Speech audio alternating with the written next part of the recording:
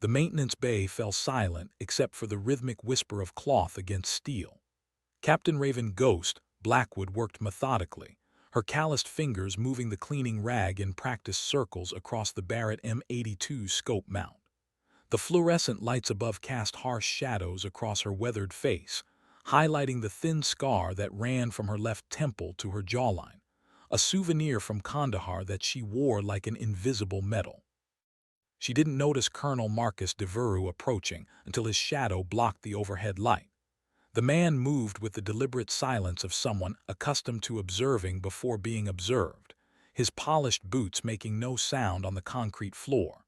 What caught his attention wasn't the precision of her maintenance routine or the way she handled the 50 caliber rifle with the familiarity of a craftsman with a beloved tool. It was something else entirely.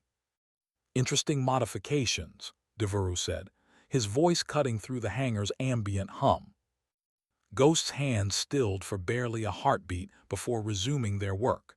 She'd learned long ago that acknowledging authority too quickly was often mistaken for weakness. "Standard maintenance, sir." But Devereaux had already seen what she hoped to keep hidden. Along the rifle's frame, barely visible unless you knew where to look, were 17 small notches carved into the metal with surgical precision. Each mark was exactly 3 millimeters long, cut at identical angles, weathered by time and wear but still clearly intentional. They weren't decorative.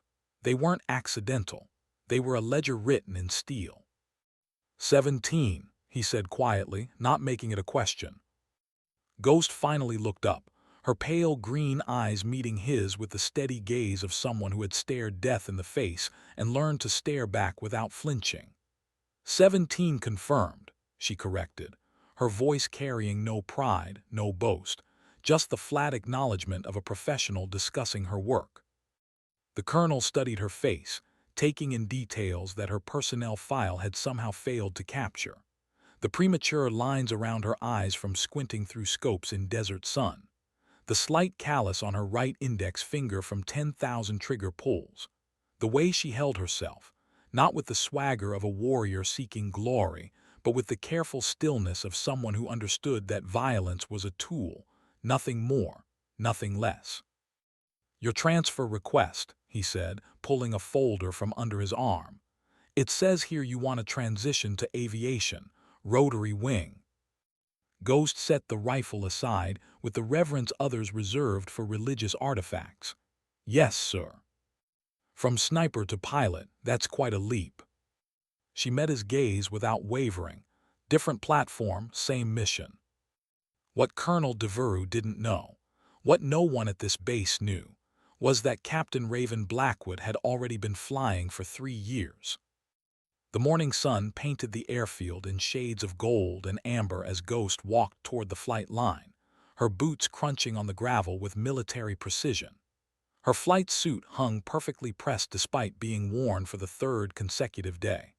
A habit ingrained from years of making do with limited resources in forward operating bases, where appearance mattered almost as much as marksmanship.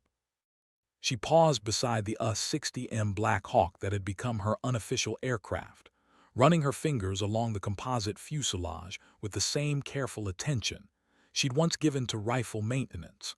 The helicopter bore the scars of hard use, paint worn thin by sandstorms, metal patches covering bullet holes that maintenance couldn't quite erase, and the faint chemical smell of hydraulic fluid that seemed to permeate everything in aviation. "You're early, Ghost," called Chief Warrant Officer Tommy Reeves from beneath the aircraft's engine cowling. His voice carried the particular brand of skepticism that Ghost had grown accustomed to, not quite hostility, but something close to it. "Figured you'd sleep in on your last day of ground duty." Ghost didn't respond immediately. Instead, she completed her pre-flight inspection with the methodical thoroughness that had kept her alive through 4 combat deployments. She checked the rotor blades for stress fractures, examined the landing gear for hydraulic leaks, and verified that the aircraft's weapon systems were properly secured. Each action was performed with the unconscious competence of someone who understood that attention to detail was the difference between coming home and becoming a statistic. "Pre-flight's already done," Reeves said, emerging from the engine compartment with grease-stained hands. "Lieutenant Morrison finished it an hour ago." "I know," Ghost replied, continuing her inspection. "I watched him do it." The implication hung in the air like exhaust fumes. Reeves straightened, his expression shifting from casual indifference to something sharper. "You saying Morrison missed something?" Ghost found what she was looking for on the third blade of the main rotor, a hairline crack in the composite material, barely visible unless you knew how to look for it. She traced it with her fingertip, feeling the slight depression where stress had begun to separate the carbon fiber weave. "Blade inspection," she said simply, pointing to the flaw. Reeves climbed the maintenance ladder and examined the spot she'd indicated. His face went pale as he realized what he was seeing. A crack like that, under the stress of combat maneuvering, could cause catastrophic rotor failure. The kind of failure that turned aircraft into falling meteors and crews into memorial services. "Jesus," he whispered, "good eye." Ghost was already moving to the next aircraft in the line, her inspection continuing without acknowledgement of the praise. She'd learned that competence spoken loudly was often dismissed as arrogance, while competence demonstrated quietly was harder to ignore. The morning was still young, and she had 3 more helicopters to check before the day's missions began. Behind her, Reeves was already reaching for his radio to ground the aircraft and schedule an emergency blade replacement. The operations briefing room buzzed with the controlled chaos of pre-mission preparation. Maps covered every available wall surface, marked with red threat circles, blue friendly positions, and yellow question marks that represented the fog of war made manifest. The air tasted of stale coffee and the particular tension that preceded dangerous work. Major Patricia Santos stood at the front of the room, her laser pointer dancing across a satellite image of the Afghan-Pakistani border. The terrain looked like something from another planet. Brown mountains thrust skyward at impossible angles, their peaks crowned with snow that would never melt, their valleys hidden in shadows that seemed to swallow light. "Intelligence indicates high-value target Viper is moving through grid square Delta 79er, Santos announced, her voice cutting through the background murmur of aircrew conversations. "Time-sensitive target. Window closes at 1400 local." Ghost sat in the back row, her notebook open but largely unused. She'd learned to memorize briefing details rather than rely on written notes that could be lost or compromised. Around her, pilots and crew chiefs scribbled frantically, trying to capture every nuance of what promised to be a complex mission. "Weather's marginal," Santos continued. "Ceiling at 8,000 feet, visibility 3 miles in blowing dust, winds gusting to 35 knots from the northwest." She clicked to the next slide, showing a detailed topographical map. "Insertion point is here, at Landing Zone Phoenix. It's small, it's surrounded by rocks that want to kill you, and it's exactly 12 miles from the nearest friendly forces." Captain Jake Morrison, the designated aircraft commander, raised his hand. "What about extraction, ma'am? If we take contact at the LZ?" "Emergency extraction sites are marked Alpha through Charlie," Santos replied, highlighting 3 locations with her pointer. "But understand, if things go sideways, you'll be alone up there for at least 45 minutes before the quick reaction force can respond." Ghost made her first note of the briefing. 45 minutes was an eternity in combat. 45 minutes was long enough to die a dozen different ways. "Crew assignments," Santos announced, consulting her clipboard. "Aircraft 1, Morrison as pilot in command, Lieutenant Davis as co-pilot, Sergeant Rodriguez as crew chief." She looked up from her list. "Captain Blackwood, you'll fly as additional crew member for observation and evaluation." The room fell silent except for the hum of air conditioning. Ghost felt every pair of eyes turned toward her, measuring, evaluating, some openly skeptical. She kept her expression neutral, though inwardly she recognized the setup for what it was. A test disguised as a mission, an evaluation wrapped in operational necessity. Morrison's voice carried just enough edge to cut without drawing blood. Observation of what exactly, ma'am? Santos's smile had all the warmth of winter sunlight. Captain Blackwood's transition to aviation, Captain. Consider it professional development. Ghost closed her notebook and stood. I'll be ready in 20 minutes. She walked out of the briefing room without looking back, knowing that her real evaluation had already begun. The Black Hawk's engines wound up with the characteristic whine that every helicopter pilot learned to love and fear in equal measure. Ghost strapped herself into the left crew chief's seat, adjusting her body armor and checking her weapon one final time. The M4 carbine felt different from the precision rifles she was accustomed to, lighter, more responsive, built for close-range work rather than surgical strikes at distance. Through her headset, she listened to Morrison complete his pre-takeoff checklist with Lieutenant Davis. Their communication was professional but lacked the unconscious rhythm that came from crews who had learned to trust each other completely. Davis was new to theater, Morrison was new to command, and their uncertainty manifested in slightly delayed responses and questions that experienced crews wouldn't need to ask. Tower Razor 11, ready for departure, Morrison announced over the radio. Razor 11 Tower, cleared for takeoff, winds 270 at 15 gusting to 25. Contact departure on 254.75. The helicopter lifted off with the ponderous grace of something too heavy to fly that had somehow learned to ignore physics. Ghost felt the familiar sensation of leaving the Earth behind, that moment when solid ground became a memory, and everything depended on the marriage of human skill and mechanical precision. They climbed through thin morning air, the landscape falling away beneath them in patterns of brown and tan broken by the occasional green strip that marked human habitation. Ghost watched the terrain scroll past, automatically cataloging defensive positions, potential landing sites, and the hundred small details that could mean the difference between success and catastrophe. So Ghost, Morrison's voice crackled through the intercom system, here you used to be a sniper. Still am, Ghost replied, different platform. Right, Morrison's tone suggested he wasn't entirely convinced. Well, just so you know, flying's a little different from lying in the dirt with a rifle. Might want to keep that in mind.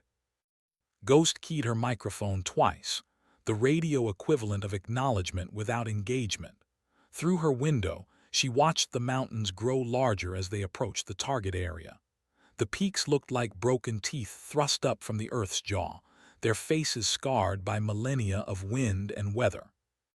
What Morrison didn't know, what none of them knew, was that Ghost had been thinking about this moment for 3 years, ever since the day she'd realized that even the best sniper could only engage one target at a time, while a pilot could deliver an entire squad of warriors to exactly where they needed to be.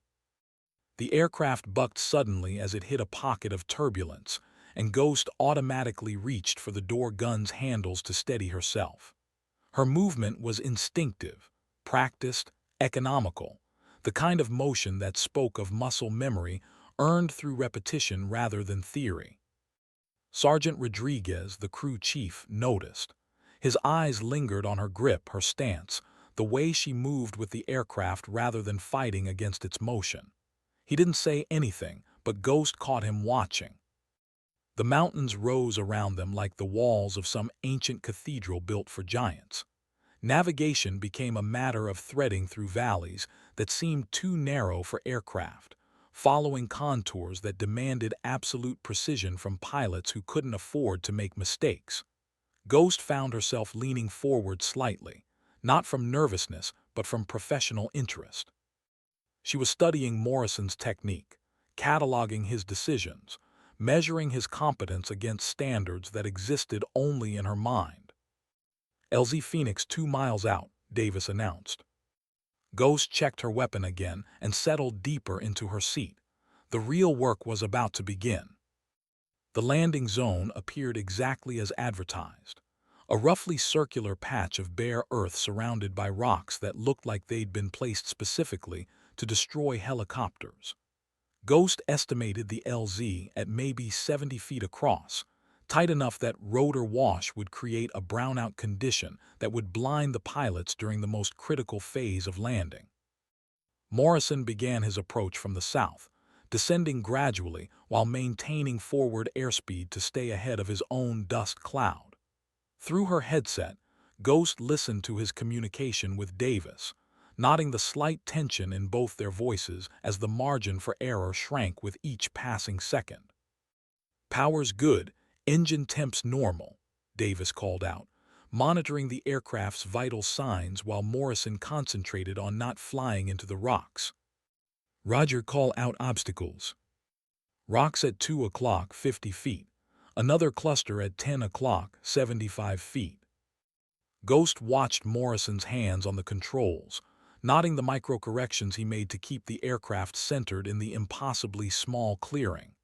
His technique was adequate, safe, by the book, exactly what they taught at flight school. But adequate and optimal weren't the same thing, and in Afghanistan, the difference between the two could be measured in lives. The helicopter flared hard as Morrison bled off forward airspeed, trading momentum for a controlled descent. Dust boiled up around them, turning the world brown and featureless. Ghost felt the familiar tightness in her chest that came from being dependent on someone else's competence in a life-or-death situation. "Lost visual," Morrison announced, his voice tight with concentration. 30 feet, Davis called, reading altitude off his instruments. 20 feet. 10 feet. The skids touched down with a solid thump that spoke of a successful if ungraceful landing. Morrison immediately began his landing checklist, preparing to shut down the engines for the insertion. The mission called for a cold pickup, engines off, maximum stealth, minimum signature. "Razor 11, ground. Good landing," came the voice of the ground force commander through the radio. Ghost unbuckled and moved toward the cabin door, weapon ready. Through the settling dust, she could see figures moving toward the aircraft, the special operations team they'd inserted earlier, returning from their mission with whatever intelligence they'd gathered. She counted 6 shapes, which matched the number that had gone out 12 hours earlier. That was always the first question. Did everyone come home? But as the dust cleared and the figures resolved into distinct individuals, Ghost realized something was wrong. One of the approaching soldiers was moving with the careful gait of someone trying not to aggravate a wound. Another was being supported by a teammate.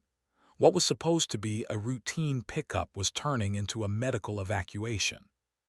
The team leader reached the aircraft first, pulling off his helmet to reveal a face marked by exhaustion and something deeper, the hollow-eyed look that came from seeing too much in too short a time.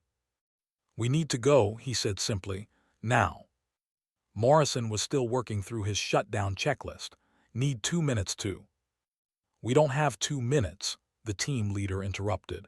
"They're 15 minutes behind us, maybe less." Ghost looked at Morrison, then at the wounded soldiers being helped toward the aircraft. 15 minutes wasn't enough time to complete a proper engine shutdown, load the wounded, and conduct a safe takeoff. But it might be enough time to die if they waited around to do everything by the book. She made a decision that would change everything that followed. "Keep it turning," Ghost said over the intercom, her voice cutting through Morrison's checklist recitation with absolute authority. Morrison stopped mid-sentence, his head turning toward her with an expression of surprise and something that might have been relief. "Say again." "Keep the engines running, hot pickup, we load and go." It was a decision that violated standard operating procedures, but it was the right decision. The decision that someone with combat experience would make when faced with the choice between following rules and bringing everyone home alive. Rodriguez was already moving to help load the wounded, his crew chief instincts taking over. "Roger that, hot pickup," he confirmed, then switched to the ground frequency. "Ground, Razor 11, hot pickup, engines turning. Load your people. Ghost watched Morrison's face as he processed the change in plan. She could see him weighing options, calculating risks, trying to balance the safety of a deliberate shutdown against the danger of staying on the ground longer than necessary. It was a calculation that required judgment earned through experience rather than confidence gained through training. Finally, Morrison nodded. "Keeping it hot," he announced. "Davis, maintain power settings. Rodriguez, get them loaded." Through her window, Ghost watched the team hustling toward the aircraft with their wounded teammates. The soldier who'd been walking with difficulty was now being carried, his condition deteriorating faster than anyone had anticipated. Blood leaked through field dressings that had been applied with more urgency than precision. Ghost moved to the cabin door without being asked, taking up a defensive position where she could cover the loading while scanning the terrain for threats. Her M4 felt familiar in her hands despite being a different tool than she was accustomed to using. The fundamentals were the same: sight picture, breath control, trigger discipline. The only difference was range and target acquisition.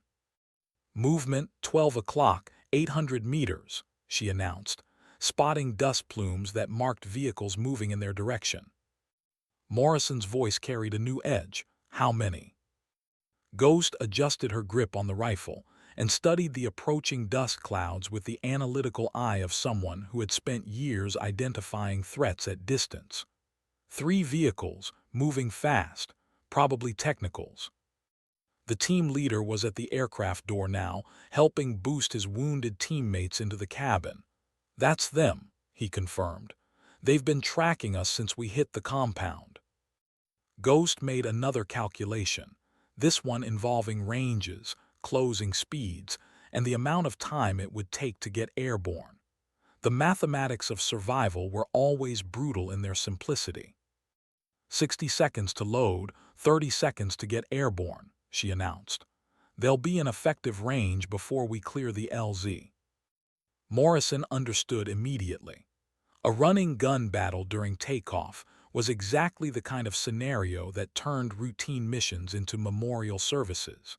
His hands moved across the controls, making adjustments that would allow for the fastest possible departure once everyone was aboard. The last wounded soldier was being lifted into the cabin when the first shots rang out across the valley, the sharp crack of rifle fire echoing off the surrounding mountains. Ghost felt rather than heard the bullets passing overhead, their sonic signatures like invisible whips cracking the air. "Contact," Rodriguez called over the intercom, taking fire from multiple positions. Ghost was already moving, swinging her rifle toward the muzzle flashes that had begun winking from the rocks surrounding the landing zone. This wasn't the surgical precision of sniper work. This was the brutal calculus of suppressive fire, volume over accuracy, keeping enemy heads down long enough to complete the mission. She found her first target, a fighter positioned behind a boulder roughly 400 meters away. Through her rifle's optics, she could see him clearly, AK-47 in his hands, muzzle flash strobing as he fired on full automatic. Ghost's response was measured, deliberate, professional. 3 shots, center mass, precise spacing. The fighter disappeared behind his cover and didn't reappear. "One down," she announced calmly, already shifting to the next threat. Morrison's voice cut through the chaos. 30 seconds, everyone hold on." The helicopter began to vibrate as Morrison increased power, pulling pitch to lift the aircraft out of the landing zone. But they were still vulnerable, still exposed, still taking fire from multiple positions that Ghost was working to neutralize one by one. Her second target was moving between rocks, trying to get a better angle on the aircraft. Ghost tracked him through her scope, leading the target slightly to account for his movement. The shot was clean, a single round that dropped him immediately. 2 down, she reported, her voice steady despite the chaos surrounding them. But more fighters were appearing, emerging from concealment positions that had probably been prepared specifically for this kind of ambush. Ghost realized with professional detachment that they had walked into a trap that had been set hours or even days earlier. "Taking hits," Davis called out, his voice tight with stress, hydraulic pressure dropping. The aircraft lurched sideways as Morrison fought to maintain control with degraded flight systems. Through her window, Ghost could see fluid streaming from somewhere beneath the aircraft, probably hydraulic lines that had been severed by ground fire. "How bad?" Morrison demanded. "Bad enough," Davis replied. "We need to get on the ground somewhere safe soon." But there was nowhere safe within range. They were surrounded by mountains, tracked by enemies, and flying an aircraft that was bleeding mechanical life with each passing second. Ghost had been in similar situations before, but never as a passenger dependent on someone else's skill and decision-making. She keyed her microphone. "Options."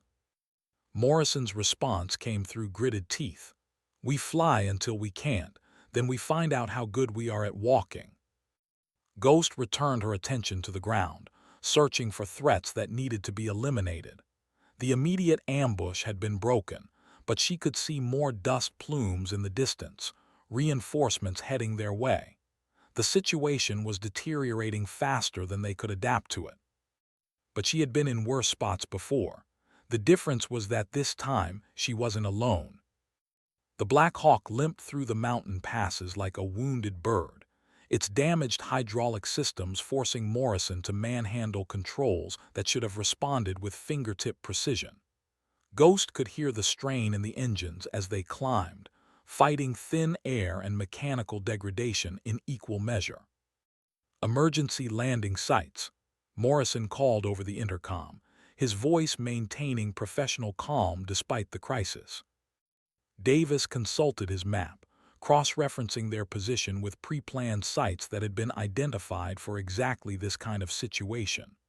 "Closest is Landing Zone Bravo, 15 miles northeast, but it's in a valley. We'll be sitting ducks if they follow us." Ghost studied the terrain below through her window, applying the analytical skills she developed through years of selecting sniper positions. Every piece of ground had advantages and disadvantages. Every location offered concealment at the cost of observation or protection at the expense of mobility. "There," she said, pointing to a ridgeline approximately 8 miles ahead. "That plateau." Morrison followed her indication, studying the terrain feature she'd identified. It was smaller than the designated landing zones, more exposed, completely unsupported by friendly forces. By every standard tactical consideration, it was exactly the wrong place to put a helicopter. "That's not on our list," Davis observed. "Should be," Ghost replied. She keyed her intercom to address the entire crew. "High ground, good observation in all directions, multiple egress routes if we have to walk out, defensible." Morrison was quiet for a long moment, weighing options that all carried significant risks. Finally, "Talk me through it." Ghost had been hopping, he'd ask. "Approach from the south, terrain masking until the last minute. LZ is maybe 60 feet across, but it's solid rock, no brownout issues. If we take contact, we've got elevation advantage and clear fields of fire." She could see Morrison processing her analysis, comparing it against his own assessment of their tactical situation. The wounded soldiers in the cabin were stable for now, but they needed medical attention sooner rather than later. The aircraft was flyable but deteriorating.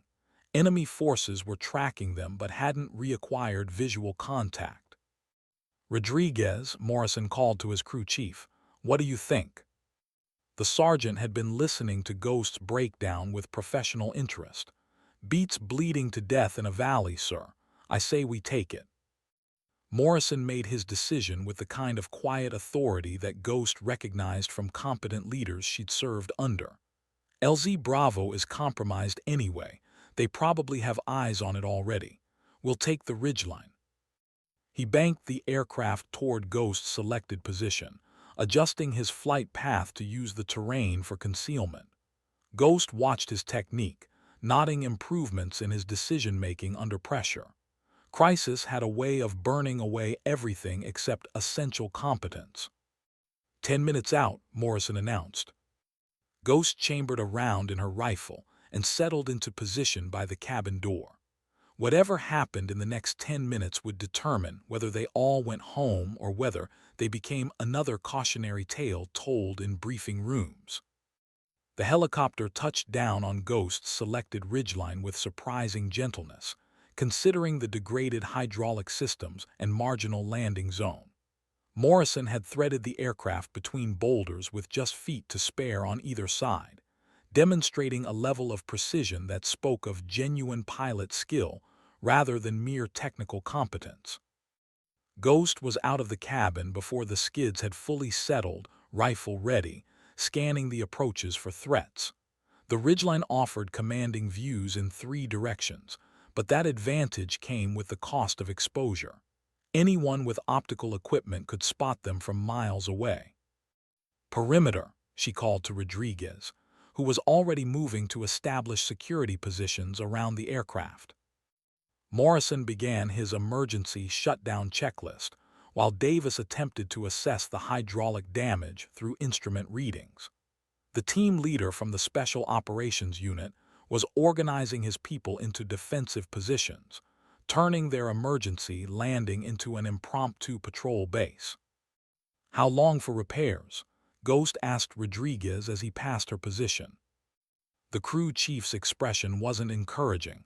"Depends what they hit. Could be a quick fix, could be we're walking home." Ghost nodded and returned her attention to the terrain below. Through her rifle scope, she could see dust plumes moving along the valley floor, vehicles that were probably searching for them. The enemy had resources, patience, and local knowledge. They had altitude, limited ammunition, and a damaged aircraft. "Ghost," Morrison's voice crackled through her radio, "need you up here." She found him crouched beside the aircraft's engine compartment with Rodriguez, both men studying hydraulic lines that had been shredded by ground fire. Fluid had leaked across the engine bay, creating a slippery mess that smelled of petroleum and heated metal. "Can you fix it?" she asked. Rodriguez held up a section of severed line. "Not with what we've got.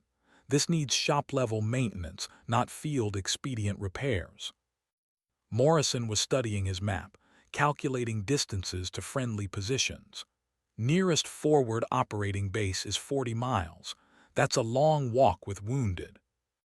Ghost was studying the same map, but her analysis took different factors into account.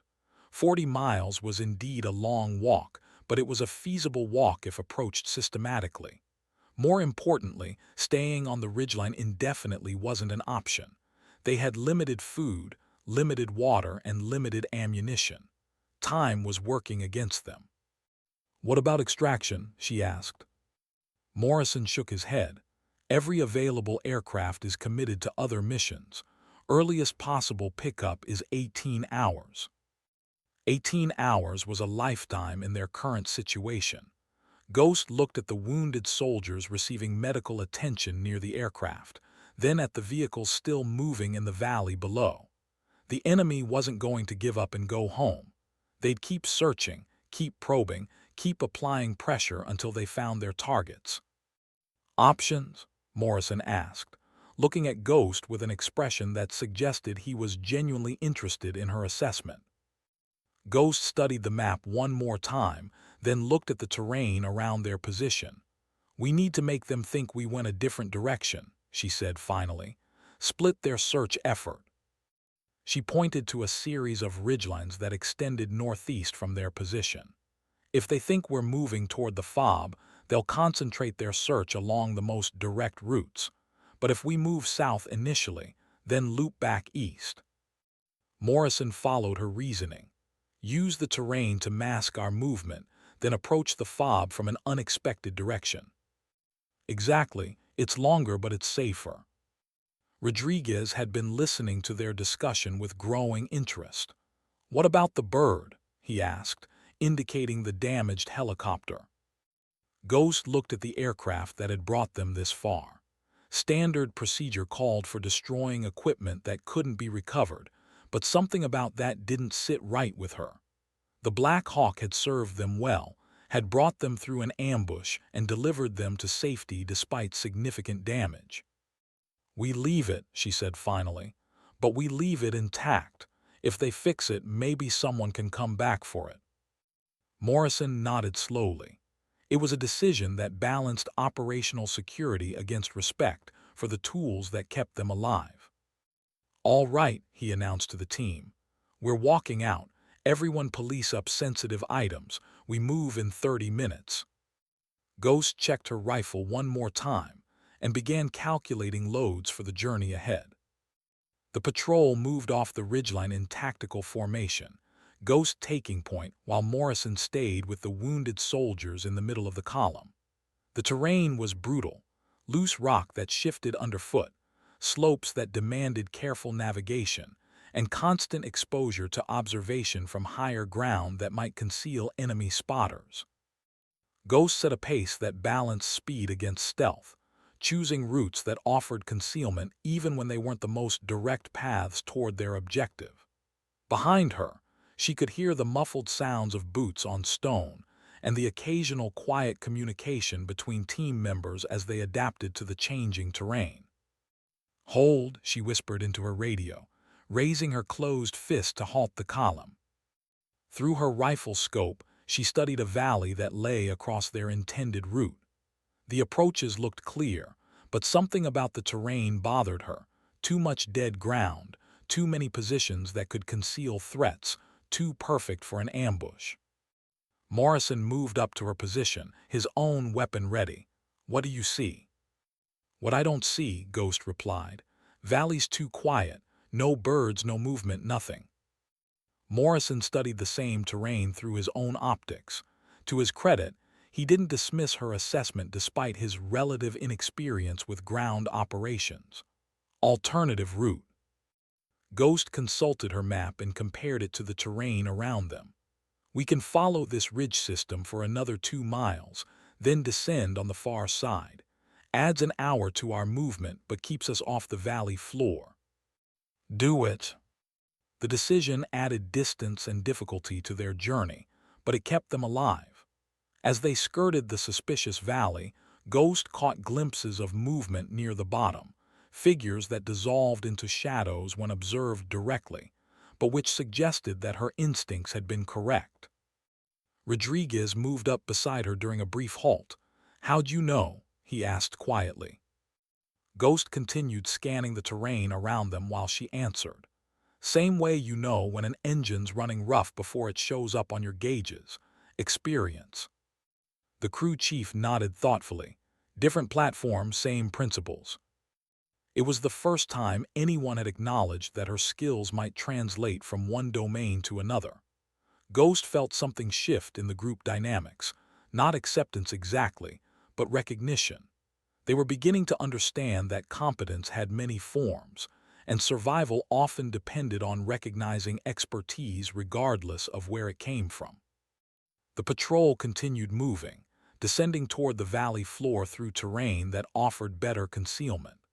Ghost maintained her position at point, reading the ground ahead with the analytical eye of someone who understood that each tactical decision was a small bet placed against an uncertain future.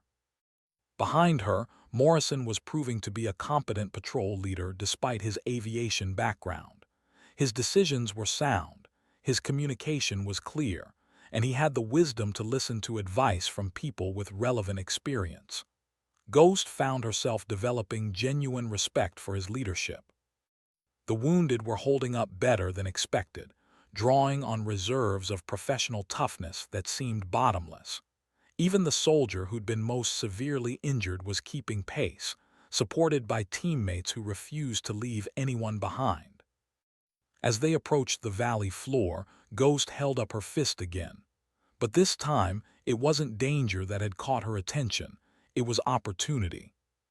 "Water," she announced, pointing to a thin stream that meandered through the rocks below them.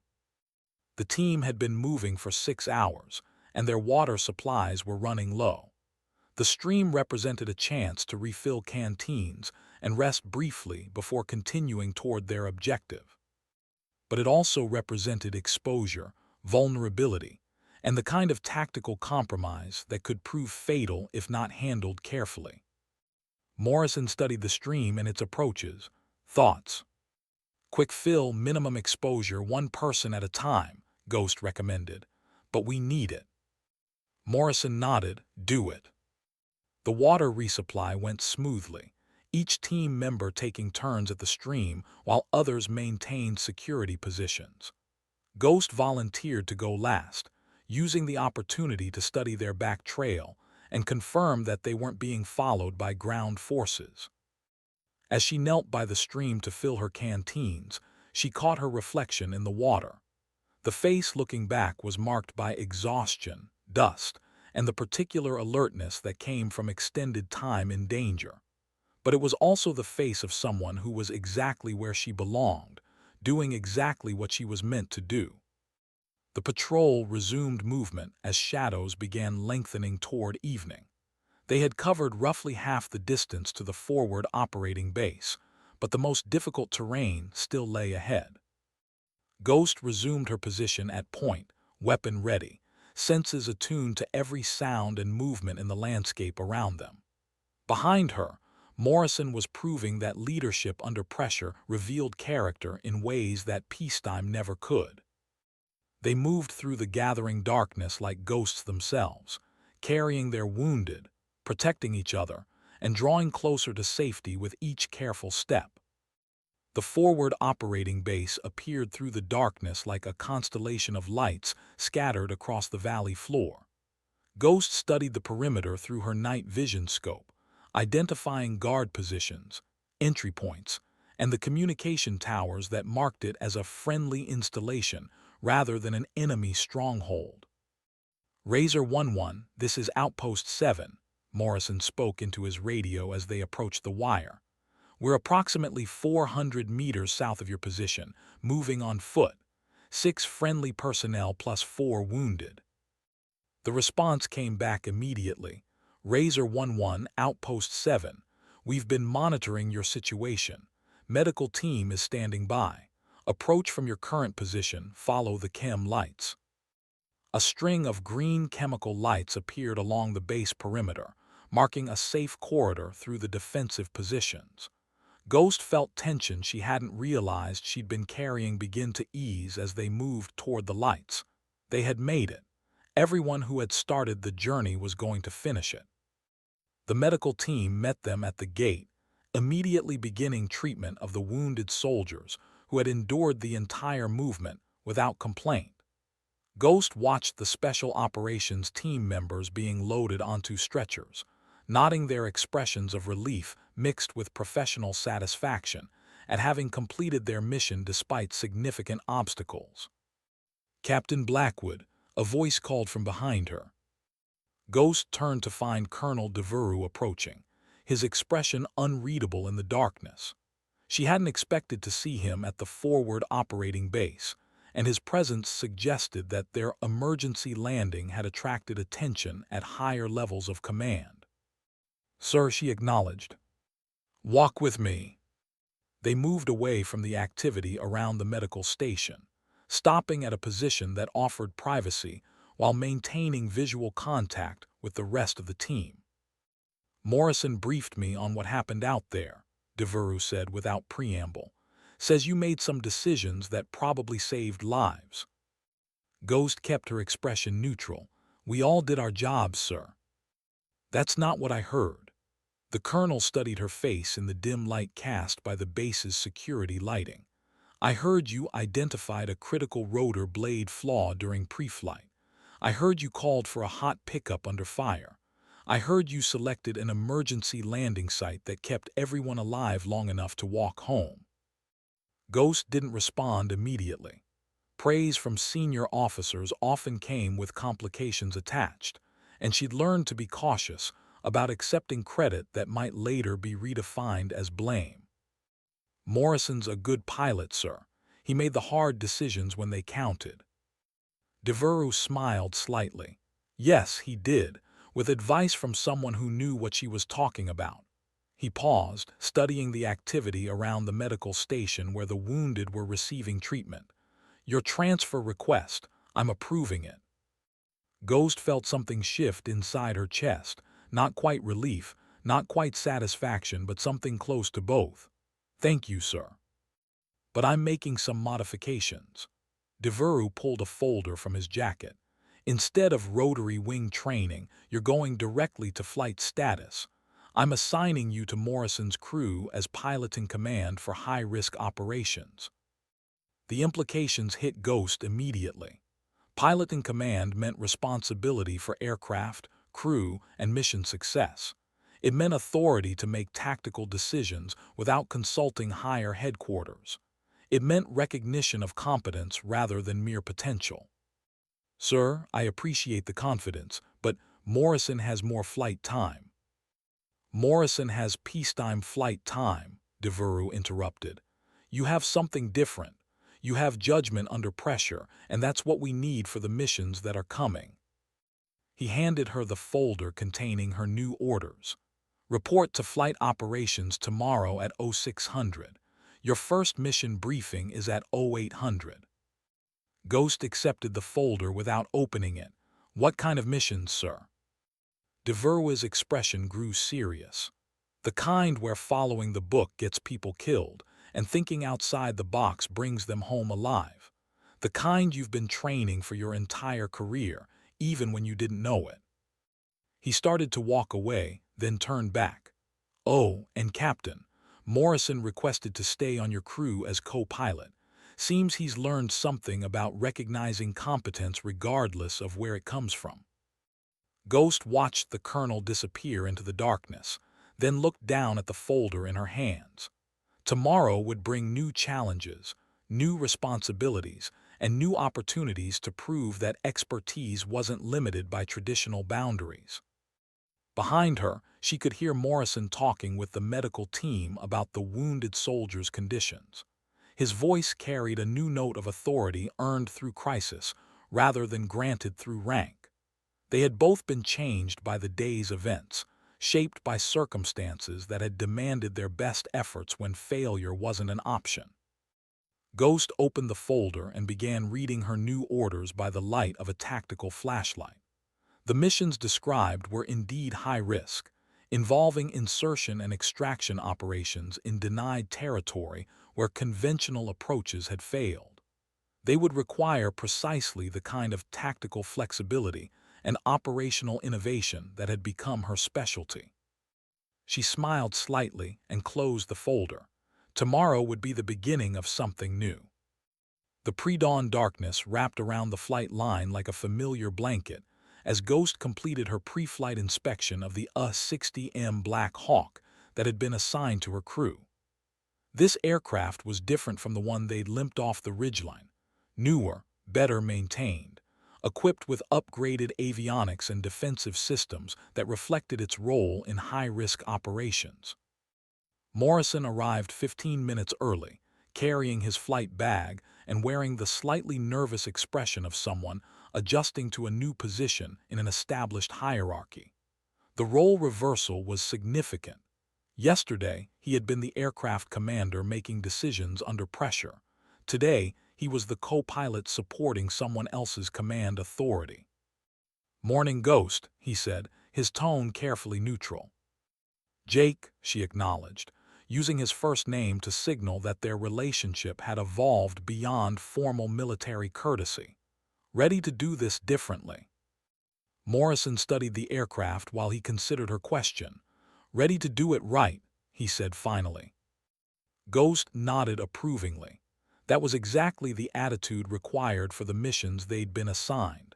Less concern about hierarchy, more focus on effectiveness. She handed him the mission briefing folder she'd received at 600 hours. "High-value target extraction," she explained while Morrison reviewed the details. "Location is a compound in the mountains, 40 miles inside denied territory. Target is a captured intelligence operative who's been providing information about enemy operations for the past 6 months."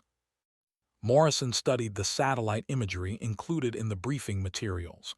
"Looks heavily defended. That's why previous extraction attempts have failed. Conventional approaches haven't worked because the enemy expects them.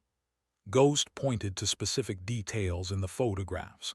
They've got interlocking fields of fire, prepared positions, and early warning systems that detect helicopters from miles away.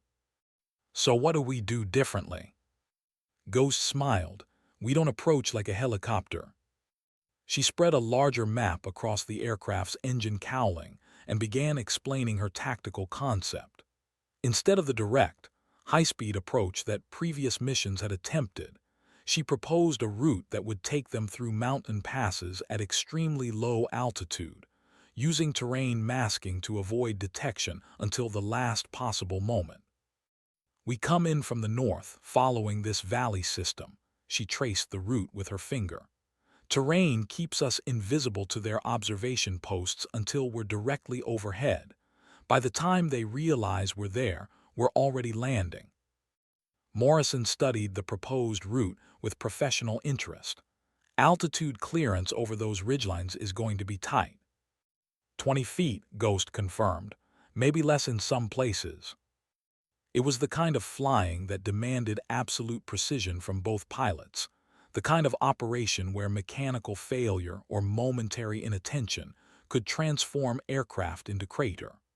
But it was also the kind of mission that conventional thinking had declared impossible, which made it exactly the right approach for unconventional circumstances. Who else knows about this route? Morrison asked. Just us. I developed it using terrain analysis software and satellite imagery. No one else has seen it because no one else thinks it's feasible.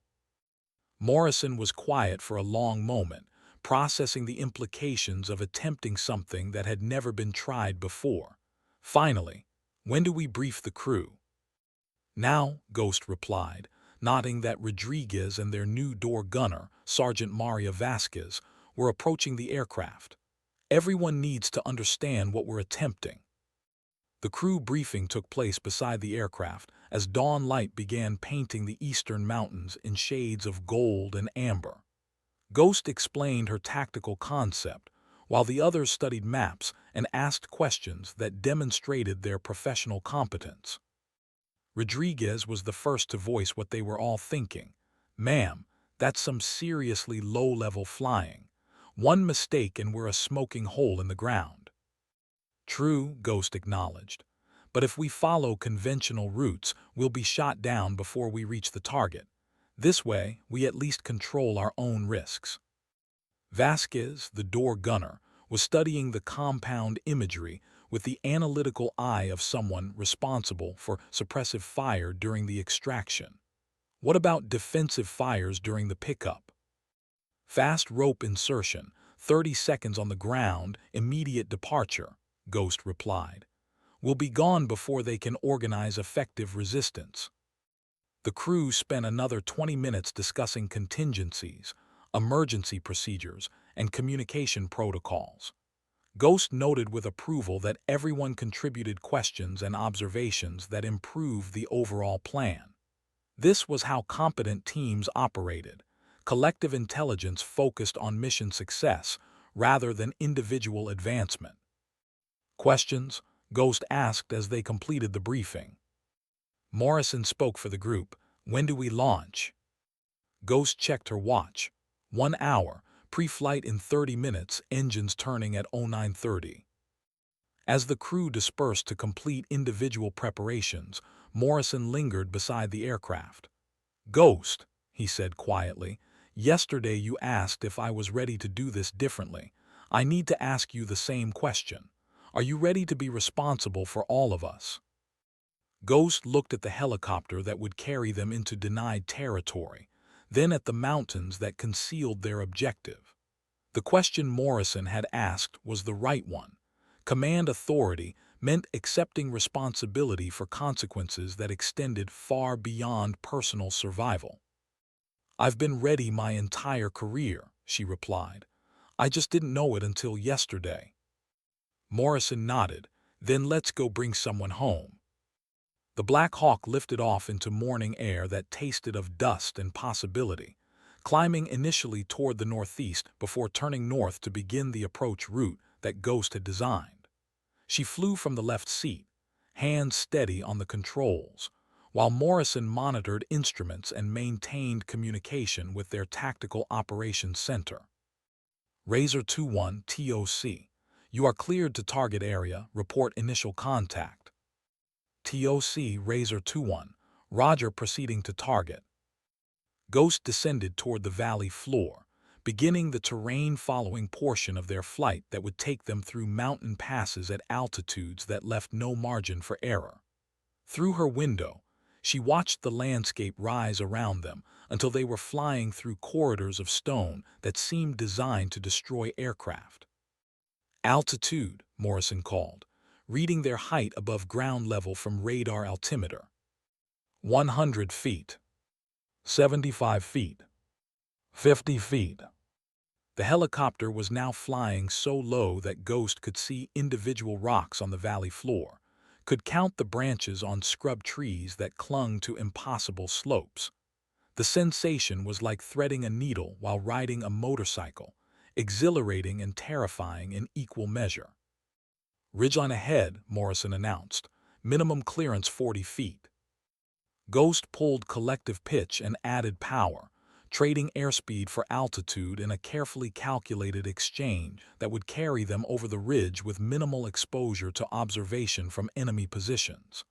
The aircraft climbed briefly, crested the ridgeline with feet to spare, then dove back toward the protection of the next valley. Rodriguez's voice came through the intercom. "Ma'am, I can see our shadow on the rocks below us." Ghost smiled grimly. Flying low enough to cast shadows was exactly where they needed to be, invisible to radar, undetectable to observation posts, protected by terrain until the moment they emerged over their target. Target area 5 miles, Morrison announced. Ghost began her final approach, following the last valley that would deliver them to the compound where their extraction target waited. Everything now depended on precision, timing, and the element of surprise that conventional wisdom said was impossible to achieve.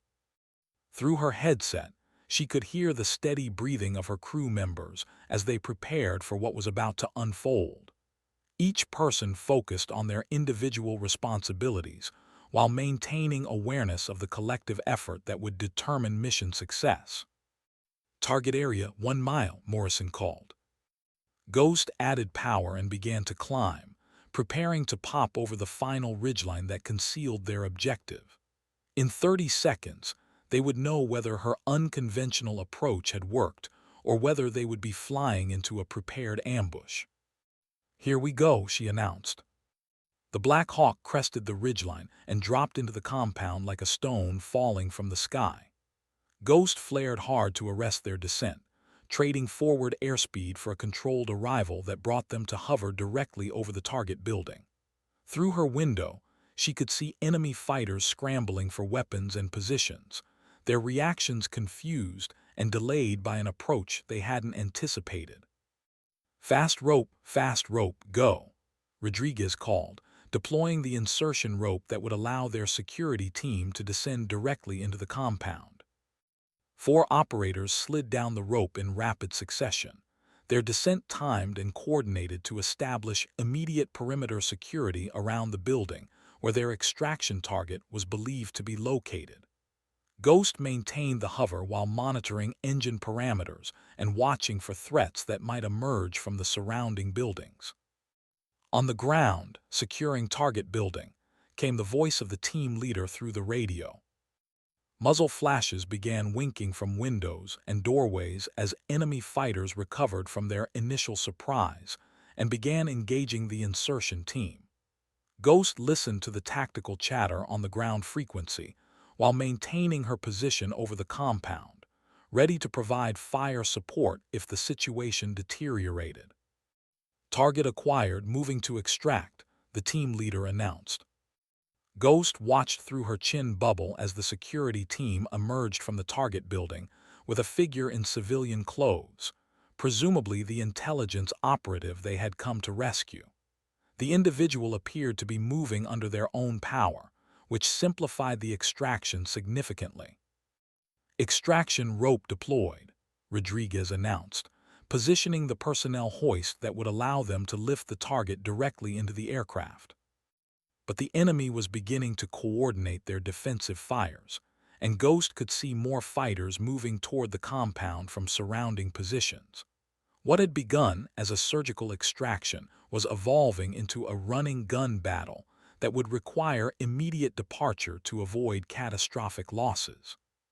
Taking effective fire from multiple positions, Vasquez reported from her door gun position. Request immediate departure. Ghost was already making calculations based on the tactical situation developing below them. They had their target, but the security team was still on the ground, and enemy reinforcements were arriving faster than anticipated. 30 seconds, she announced over the radio. Everyone get ready to leave. The extraction proceeded with mechanical precision, despite the chaos surrounding them.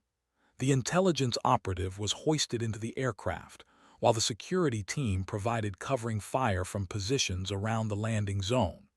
Enemy bullets snapped through the air around them, but Ghost held her position until everyone was aboard. All personnel recovered, Rodriguez announced, clear to depart.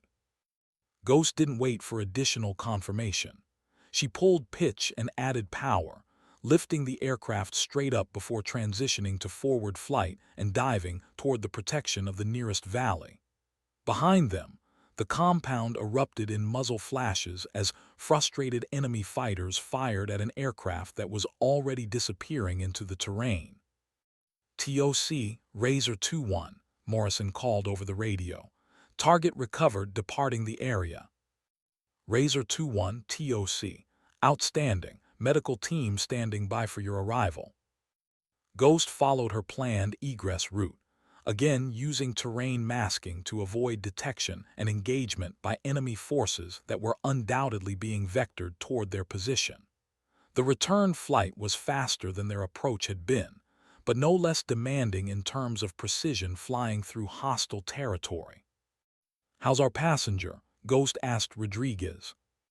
"Conscious, talking, appears to be in good condition considering," the crew chief replied.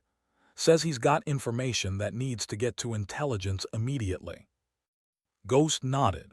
Mission success was measured not just by successful extraction, but by the value of the intelligence that their target could provide. They had accomplished both tactical and strategic objectives with a single operation. As they approached friendly airspace, Ghost finally allowed herself to acknowledge what they had achieved.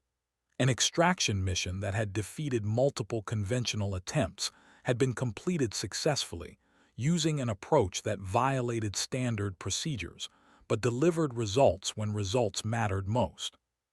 Morrison's voice cut through her thoughts. "Ghost, how did you know that approach would work?" Ghost considered the question while maintaining her scan of the instruments and terrain ahead. "Same way I knew which targets to engage with a rifle. You study the problem until you understand it completely, then you find the solution that everyone else missed." "Different platform, same principles," Morrison observed, unconsciously echoing Rodriguez's earlier comment. "Exactly," Ghost replied. The forward operating base appeared ahead of them, its runway lights marking the end of a mission that had redefined what was possible when conventional thinking was replaced by analytical innovation and tactical audacity. As they settled onto the landing pad, Ghost realized that she had found her true calling, not as a sniper operating alone, but as a pilot leading teams through impossible missions that required expertise from multiple disciplines working in perfect coordination. The aircraft commander who had landed was different from the co-pilot who had taken off. Command responsibility had been tested under fire and proven adequate to the challenges that mattered most. The debrief session took place in a secure conference room where intelligence officers, mission planners, and senior commanders gathered to understand how a previously impossible extraction had been accomplished with apparent ease. Ghost sat at the head of the table, her flight suit still marked with dust and hydraulic stains from the morning's mission. The key was approaching from a direction they didn't expect. she explained, using a laser pointer to trace their route on the large wall display.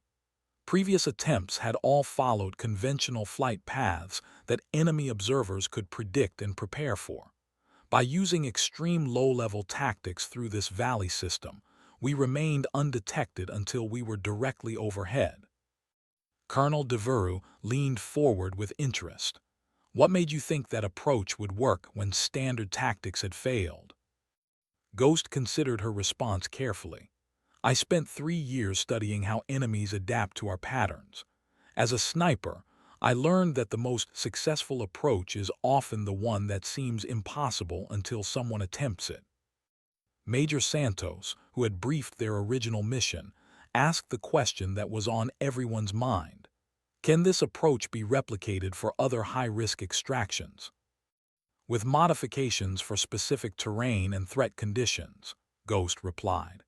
The principle is adaptable. Avoid enemy expectations by choosing approaches that conventional wisdom considers unfeasible. Morrison spoke up from his position beside her. It requires precise flight skills and complete crew coordination. One mistake during the low-level portion would have been catastrophic. Ghost nodded, which is why crew selection and training are critical. This isn't a technique for inexperienced pilots or crews that haven't learned to work as integrated teams. The intelligence officer who had debriefed their rescued operative joined the conversation. The target confirms that enemy forces were positioned specifically to counter conventional helicopter approaches.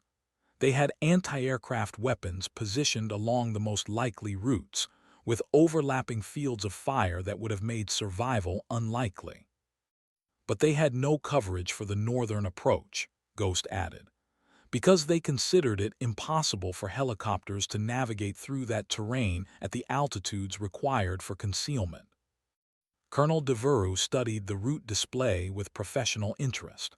Captain Blackwood, I'm assigning you to develop this technique into a standardized tactical procedure. Work with the training squadron to create curriculum for aircrews who might need to employ similar methods. Ghost felt a familiar tightness in her chest, the sensation that came from being assigned responsibility that extended beyond immediate tactical success to long-term strategic impact. Sir, I'd recommend that the technique remain classified to small units. If it becomes widely known, enemies will adapt their defensive positions accordingly. Agreed, restricted access only. Devereaux consulted his notes. Your next mission is scheduled for 72 hours from now. Similar parameters, different location. Are you and your crew ready? Ghost looked at Morrison, who nodded almost imperceptibly. Rodriguez and Vasquez had already volunteered to remain on the team for subsequent operations. The crew that had formed during crisis was choosing to stay together for future challenges. We're ready, sir, Ghost replied. As the debrief concluded and participants began filing out of the conference room, Morrison lingered behind. Ghost, can I ask you something? Sure. When you were a sniper, did you ever think about the bigger picture? About how individual shots affected overall mission success? Ghost considered the question. Every shot. That's what separates precision marksmen from people who just happen to be good at hitting targets. Understanding how tactical actions support strategic objectives. Morrison nodded thoughtfully. That's what you did today. You didn't just fly a helicopter. You solved a problem that had been preventing mission success. We solved it, Ghost corrected. This only worked because everyone did their job perfectly when it mattered most. But she understood what Morrison was really asking. The transition from individual operator to team leader required a different kind of thinking, broader perspective, greater responsibility, acceptance of consequences that extended beyond personal survival. Different platform, same principles, she said again, using the phrase that had become their informal motto. Morrison smiled. I'm starting to understand what that means. As they left the conference room, Ghost reflected on how much had changed in less than a week. She had transitioned from being an underestimated individual contributor to being the aircraft commander for high-risk operations that required innovation rather than adherence to established procedures. The change felt natural, almost inevitable, as if everything in her career had been preparation for exactly this role at exactly this time. The sky had always been calling to her.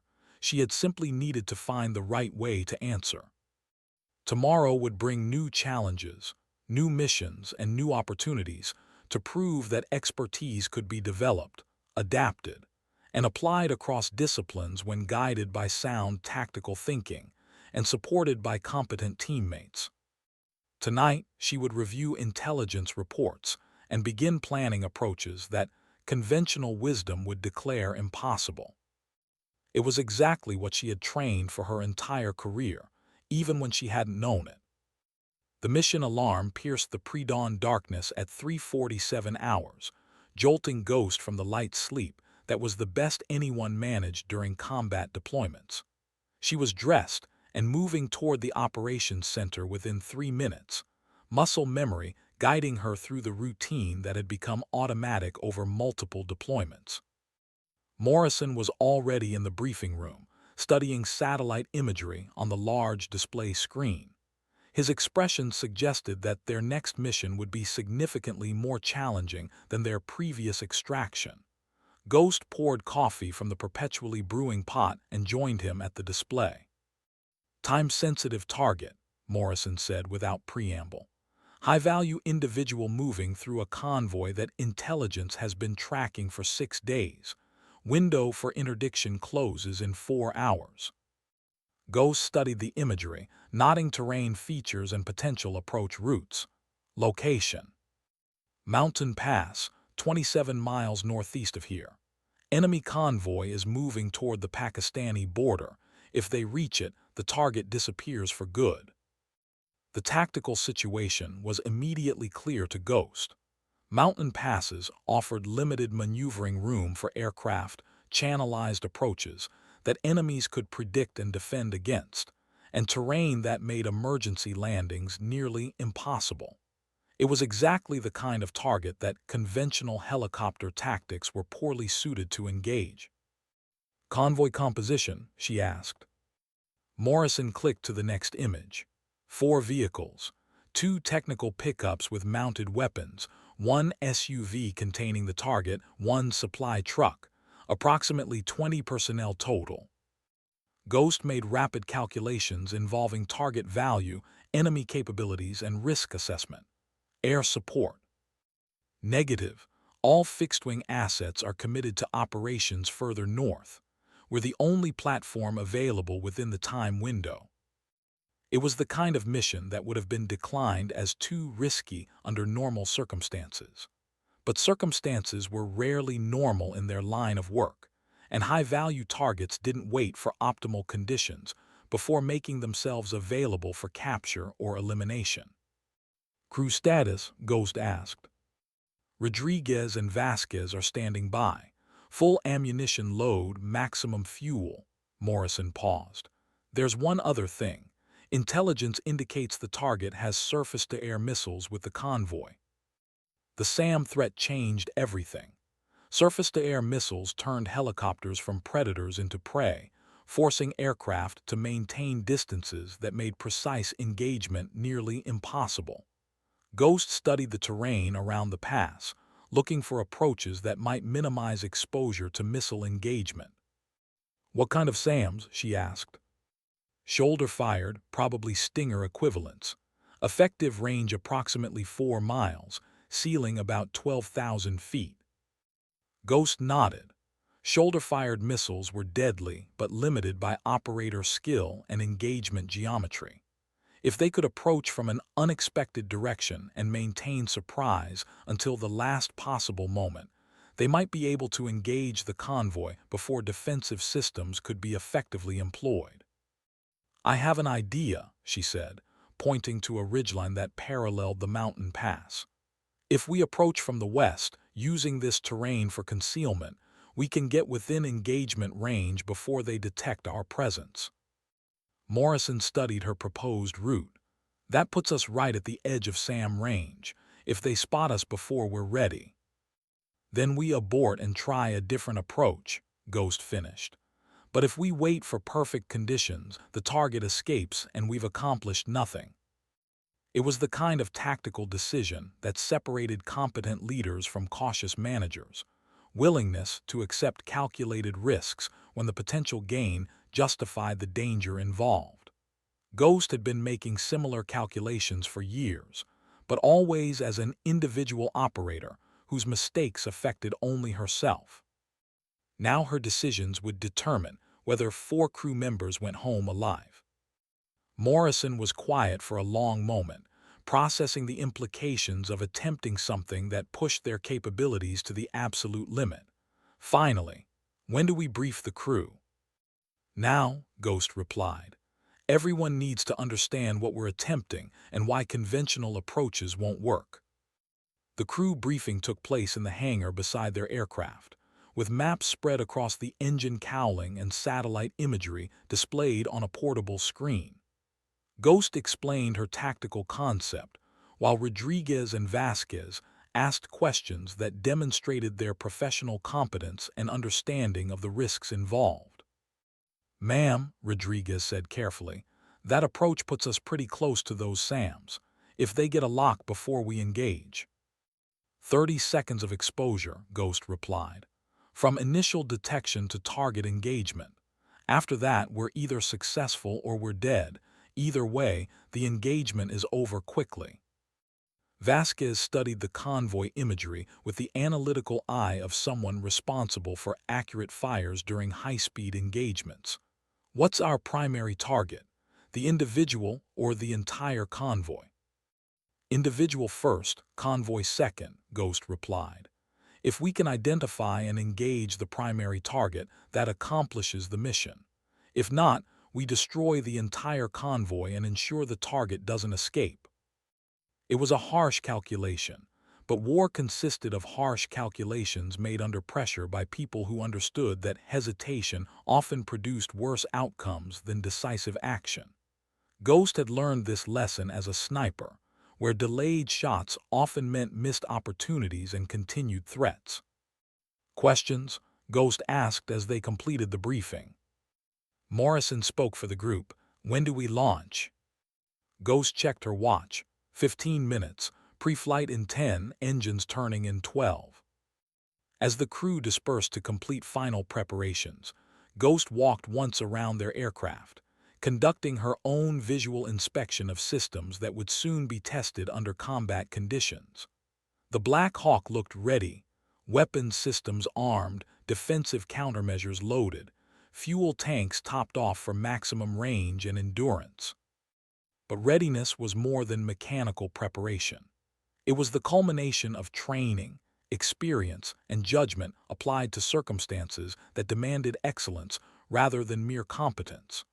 Ghost had spent years developing the skills that would be tested in the next hour, even though she hadn't known at the time that those skills would eventually be applied from an aircraft rather than a sniper's hide.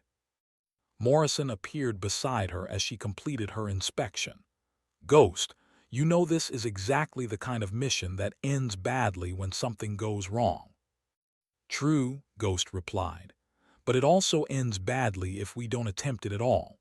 Sometimes the greatest risk is accepting unacceptable outcomes rather than fighting for better ones." Morrison nodded. "Different platforms, same principles." "Exactly," Ghost said, climbing into the pilot's seat and beginning her pre-start checklist. The Black Hawk lifted off into darkness that was just beginning to yield to dawn light on the eastern horizon. Ghost climbed initially toward the southeast, following a route that would mask their actual destination until they were committed to the attack approach. Through her headset, she listened to intelligence updates that confirmed the convoy was still moving toward the border at speeds that suggested urgency rather than routine transportation. Their window for interdiction was closing faster than originally estimated.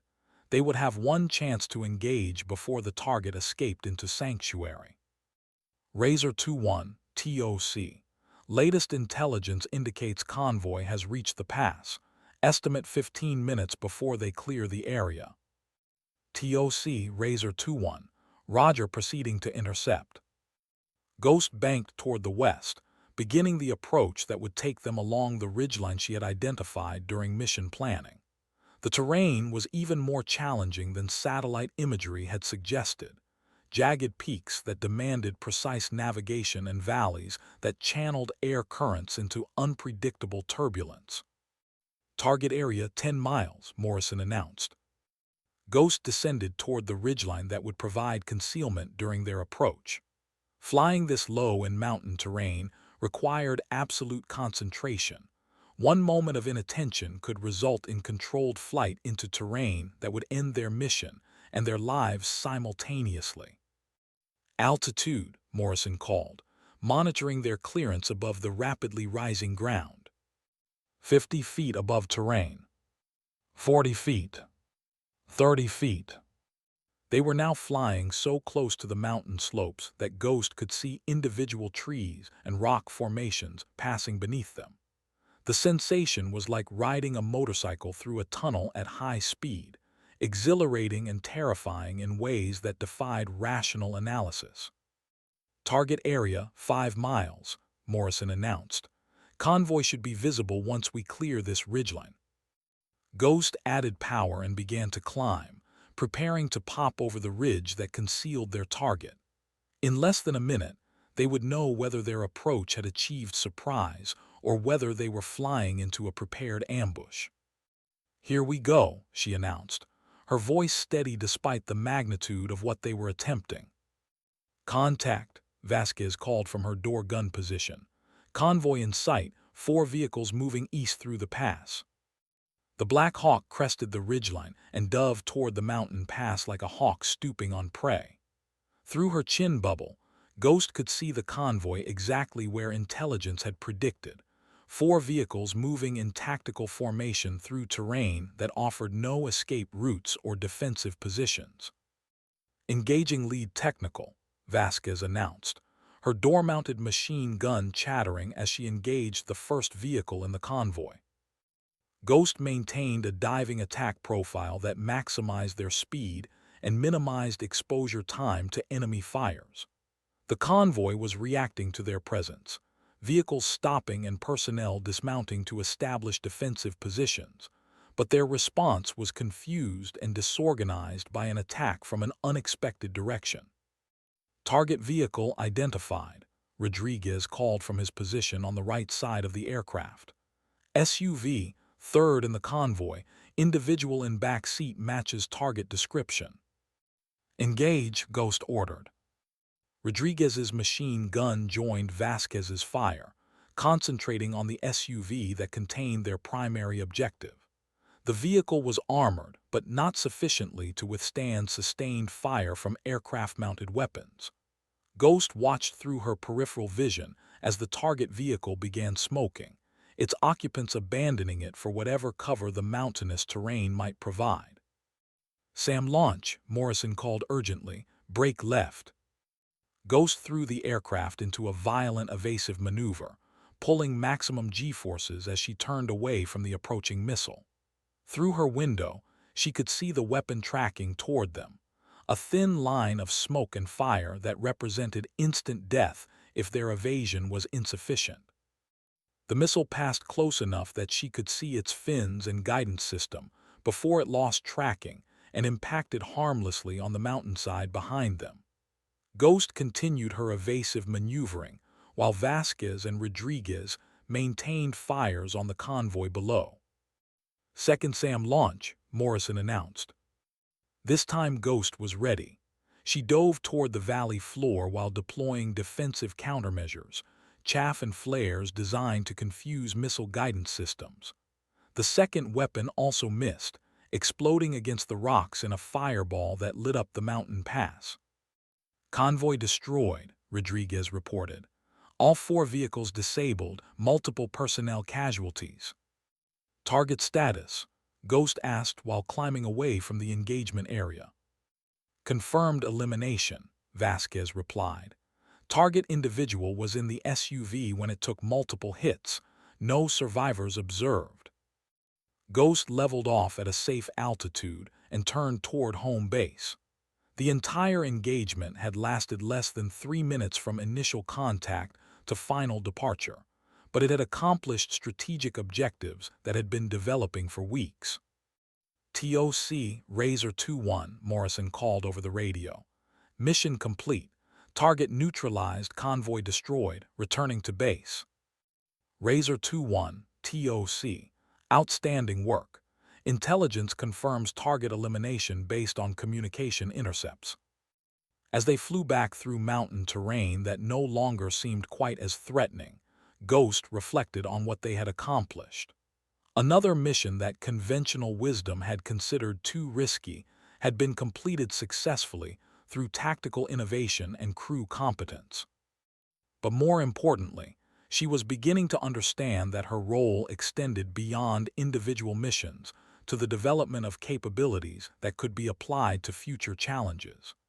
Each successful operation provided lessons that could be adapted to different circumstances and threats. Ghost, Morrison's voice cut through her thoughts. How do you make it look so easy? Ghost considered the question while maintaining her scan of instruments and terrain. It's not easy. It just looks easy when everyone does their job perfectly at the same time. Different platform, same principles, Morrison observed. Always, Ghost replied, smiling slightly as their base appeared on the horizon ahead. The after-action review took place 12 hours after their return, allowing time for intelligence analysis and correlation with communication intercepts that confirmed mission success. Ghost sat across from Colonel Devereaux in his office, still wearing the flight suit that bore evidence of their morning's work. 2 high-risk missions, 2 complete successes, Devereaux said, consulting the folder that contained their operational reports. The techniques you've developed are attracting attention at higher levels of command. Ghost kept her expression neutral. Attention from higher headquarters could be either opportunity or complication, depending on how it was managed. The techniques work because of crew competence, sir. Take away the right people, and the methods become much riskier. Which brings me to why you're here. Devereaux leaned back in his chair, studying her with an expression that suggested significant decisions were being considered. I've received orders to form a special operations aviation unit. Crews specifically trained for missions that conventional tactics can't handle. The implications were immediately clear to Ghost. Special operations meant higher classification levels, more dangerous missions, and crews selected from the most competent personnel available. It also meant recognition that her innovations had strategic rather than merely tactical value. Where would this unit be based? She asked. Here initially, but with rotational deployments to wherever high-risk aviation missions need to be conducted. Devereaux opened another folder. I'm recommending you for command of the unit, captain to major, effective immediately.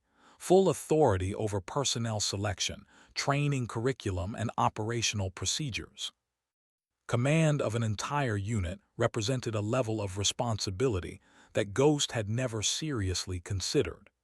Individual competence was one thing. Organizational leadership was something entirely different, requiring skills that extended far beyond tactical expertise.